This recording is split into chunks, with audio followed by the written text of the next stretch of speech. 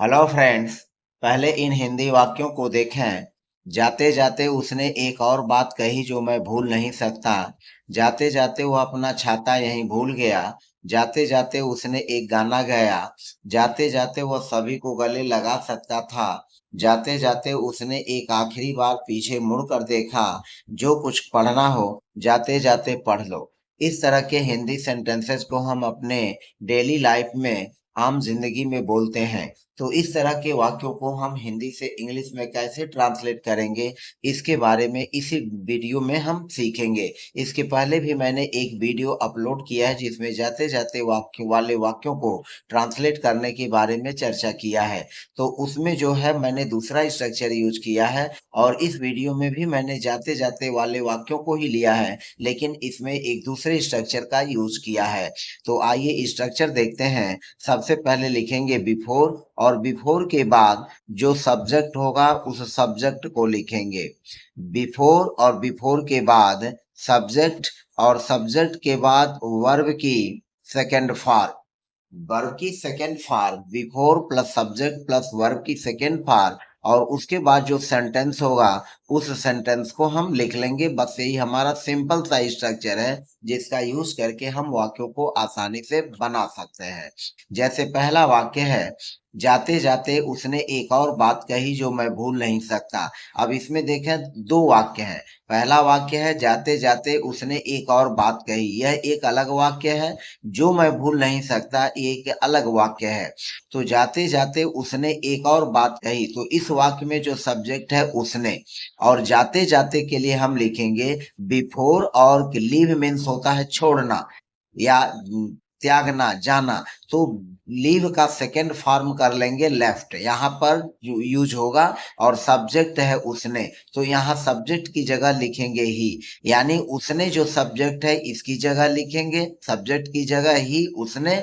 और पहले वाक्य में लिखेंगे बिफोर, उसके बाद जाते जाते के लिए लिखेंगे लेफ्ट। तो वाक्य हमारा बनेगा, सिंपल है, बिफोर और बिफोर के बाद उसने वाक्य का सब्जेक्ट है तो इसको लिखेंगे बिफोर ही। और जाते जाते के लिए लिखेंगे लेफ्ट। इस वाक्य में यह हो जाएगा before he left. Before he left. तो जाते जाते उसने एक और बात कही बिफोर ही लेफ्ट। और फिर हम यहाँ पर यूज करेंगे ही सेड। ही सेड उसने कही। ही said one more thing. He said one more thing. He said one more thing. Before he left, he said one more thing. उसने एक और बात कही जो मैं भूल नहीं सकता। तो जो मैं भूल नहीं सकता तो यहाँ पर लिखेंगे I can't forget. I can't forget. तो before he left he said one more thing I can't forget.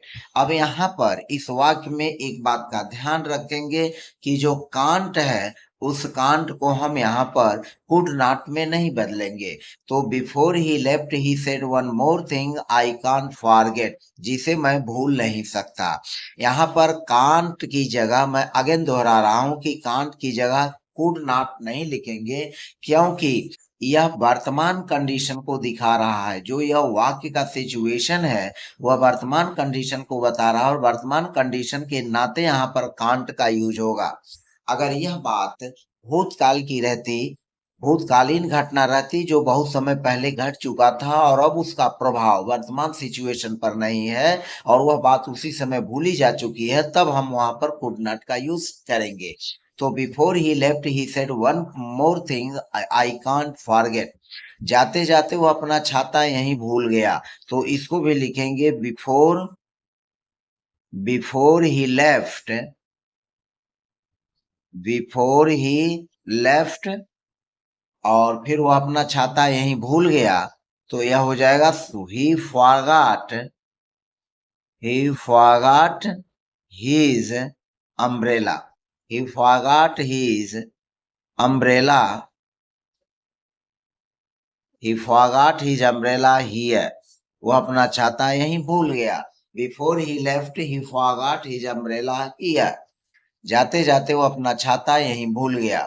तीसरा वाक्य है जाते जाते उसने एक गाना गाया, तो वाक्य बनेगा before before he left before he left, और फिर हो जाएगा उसने एक गाना गाया, तो ही sang a song he sang a song before he left he sang a song। जाते जाते उसने एक गाना गाया, जाते जाते राधा ने एक गाना गाया, बिफोर शी लेफ्ट, तब वहां हो जाएगा she left, before she left Radha sang a song।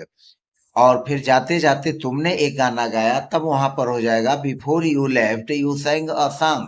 तो कर्ता यहाँ पर बदल सकता है, कोई आवश्यक नहीं है कि हम जो है उसने ही बार बार लिखें, कर्ता जो रहेगा उसी के अनुसार हम यहाँ भी यूज करेंगे।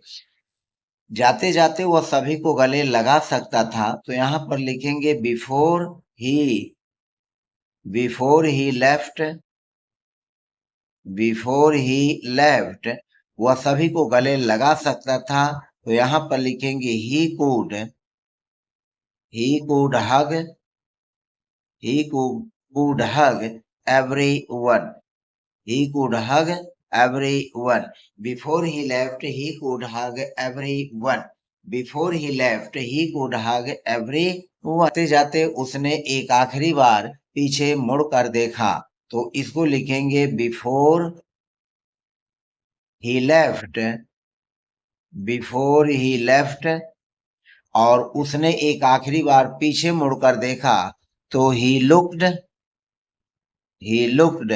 उसने देखा, पीछे मुड़कर he looked back ही उसने एक आखिरी बार, तो he looked back before he left he looked back last one time. जो कुछ पढ़ना हो जाते जाते पढ़ लो, तो यहाँ पर सब्जेक्ट यू छिपा हुआ है, तो इसको लिखेंगे बिफोर यू लेफ्ट। तो जो कुछ पढ़ना है जाते जाते पढ़ लो, before you left read what you like.